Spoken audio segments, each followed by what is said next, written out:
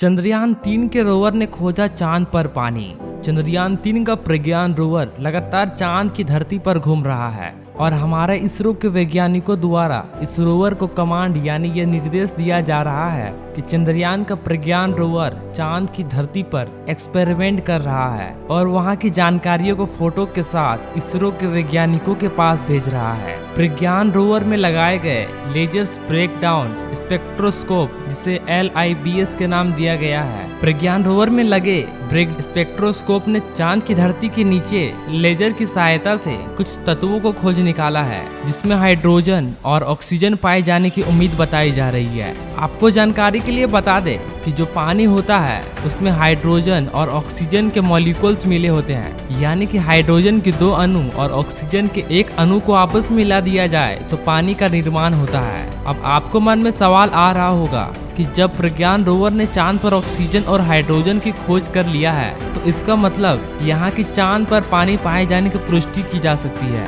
चंद्रयान-3 में पानी का खोज किया या नहीं, इसकी जानकारी के लिए वीडियो को अंत तक जरूर देखें। इसरो के वैज्ञानिकों ने यह भी बताया कि इस समय चंद्रयान के रोवर के सामने मुसीबत मंडरा रही है, जिसका सामना करते हुए अपने मिशन को 14 दिनों के अंदर पूरा करना होगा। इसरो ने जानकारी देते हुए बताया कि हाल ही में प्रज्ञान रोवर के सामने 4 मीटर का लंबा गड्ढा आ गया था। जो तस्वीर आप अपने मोबाइल फोन में देख रहे हो, ये वही गड्ढा है जो प्रज्ञान रोवर के सामने आया था और इस गड्ढे की चौड़ाई लगभग 4 मीटर है। इस गड्ढे की तस्वीर को विक्रम लैंडर में लगाए गए रिजर्वेशन कैमरा द्वारा लिया गया है। फिर भी प्रज्ञान रोवर सावधानी दिखाते हुए गड्ढे के बगल के रास्ता चुना और इस समय चांद की धरती के लगातार रहस्यमय खुलासे कर रहा है। चंद्रयान-3 के प्रज्ञान रोवर ने चांद पर किन किन तत्वों को खोजा है, उसको बताने से पहले हम आपको कुछ जानकारियां दे देते हैं। दोस्तों, हमारा विक्रम लैंडर चांद की सतह पर 23 अगस्त 2023 के दिन शाम के लगभग 6:04 पर सफलतापूर्वक सॉफ्ट लैंडिंग किया था और ये इतिहास में पहली बार हुआ है, क्योंकि आज तक भारत के अलावा किसी भी देश ने चांद के इस भयानक दक्षिणी इलाके में उतरने की हिम्मत नहीं की है।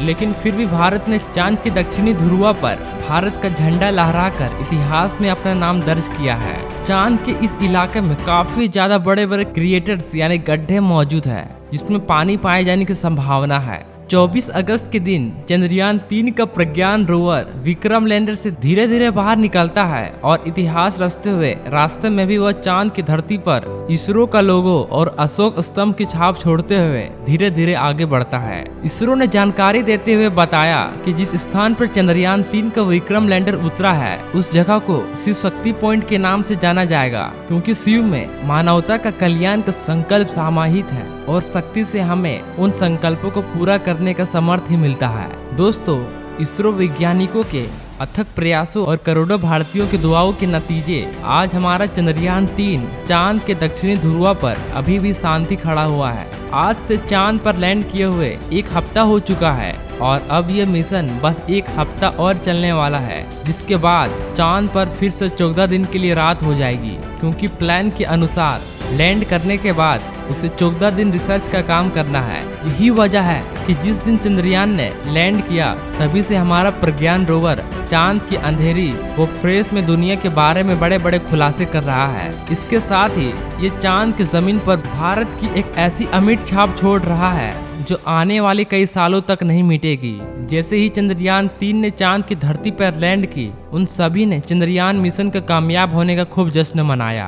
दोस्तों, आपको बता दें, चंद्रयान-3 ने कुछ मिनरल्स के बारे में पता लगाया है। चीन में aluminium, calcium, iron, chromium, titanium, magnesium, silicon, oxygen भी शामिल है। इसके बाद इसरो ने बताया कि प्रज्ञान रोवर और विक्रम लैंडर में लगे पेलोड उपकरण एक्टिवेट कर दिया गया है और सारे सिस्टम एकदम सही तरीके से काम कर रहे हैं। दोस्तों, अगर आपको ये वीडियो पसंद आई तो please like, share and subscribe करना। तो मिलते हैं नेक्स्ट वीडियो में, तब तक के लिए जय हिंद, जय भारत।